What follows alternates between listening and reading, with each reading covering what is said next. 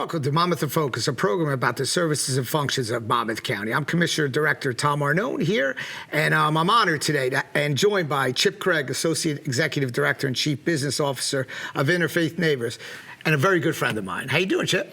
Commissioner Arnone, I'm doing great today. Great. So listen, the nonprofits are a backbone of the county. I've said that to you and so many others for so long.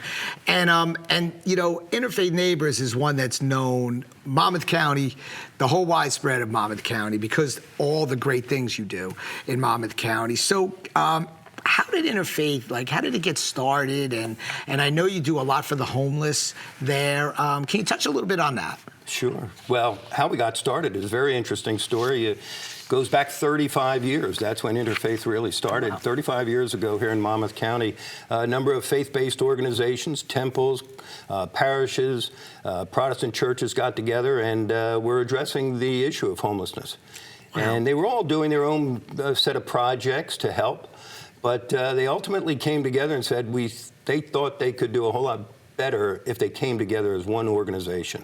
And from that, the original 7 joined into a nonprofit organization called Interfaith Neighbors. And from that point, homeless prevention has been part of our work. The county has supported us considerably over those 34 years to keep us in that program. And really our work in homeless prevention goes to rental and mortgage assistance. So this is a program. Do a fine job. It's one of those programs where folks in the county need to understand how much the county has supported this situation. And what it really addresses is folks who have really run into a difficult time, hardworking folks in a home or rental situation, and we try to keep them in that situation to get through that hard time. So we service between 300 to 500 families a year. During the pandemic, it exploded to twice that number. Wow. And I know that, there's so many different areas. People realize, obviously, that's the main focus of Interfaith Neighbors, but there's so many other branches that you guys hear, like the meal services program. Can you touch a little bit about how many meals you put out, and that people have no idea that service that you are really giving people the ability to eat? Well, that is sort of our the largest program of Interfaith Neighbors. It's called the Meals on Wheels program, but it's the Monmouth County Senior Nutrition Program. So we exist in that program because of the county funding that comes through to us for senior, homebound, and congregate nutrition. This is a program where we have 1,000 meals out to homebound seniors every day. And a lot of folks don't understand that is what the Meals on Wheels program in Monmouth County entails. 1,000 meals out to homebound seniors every single day. We also service 6 to 7 senior sites across Monmouth County where there's congregate settings, folks can come together. The thing about the Meals on Wheels program that's so significant and the support that we've had over the years from federal money and the county money, frankly, and donors to Interfaith Neighbors, is that our folks going to those doors are probably the only person that homebound senior sees through the week. That's amazing. That's amazing. In many of those circumstances, that's the only person they see. Well, I know that you guys are always increasing the services, and I know that you have some other initiatives, and one that you could touch a little bit about is the launch program there that I'm actually not even that familiar with there. Well, it's somewhat new. It's an outgrowth to workforce development that we've been doing for 8 or 9 years in Monmouth County, and it's a program that's open to all Monmouth County residents. It takes a little bit of explaining. The Launch Center program, we really try to meet folks where they are in their pursuit of career development. And when we say career development, we're talking about folks who are looking to get into careers that don't necessarily need a college education. There's a lot of programs today where certification, whether it's in medical, whether it's in solar, whether it's in CDL, driver licensing, we try to meet folks who are trying to better their lives and through employment. And to get them into a program of ours that is pretty significant in terms of skill, development, and then helping them break the barrier that is holding them back from developing that career. For instance, Many of the folks we deal with in that program don't have child care, so they can't really get into a program like this. We'll try to find the child care and pay for the child care for them. So it's a program for all of Monmouth County. It's based in Asbury Park at the Launch Center on Springwood Avenue. Well, let me know.